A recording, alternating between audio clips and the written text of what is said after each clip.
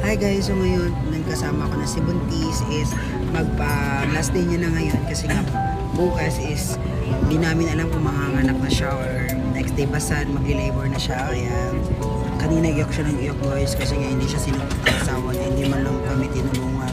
I mean, di ba po, supportahan na manganganak niya.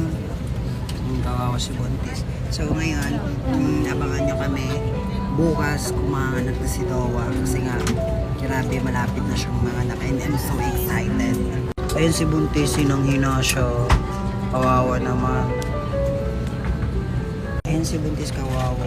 Sobrang pagod siya kasi nga bukas na yung panganganak niya. And hindi ko alam anong gagawin ko kasi nga ako lang mag-isa tutulong sa kanya. And hindi namin alam guys kung CS ba siya or normal kasi nga ang laki ng tiyan nito. Wow, grabe. See you, baby primo. See you kasabi anak mo. See you.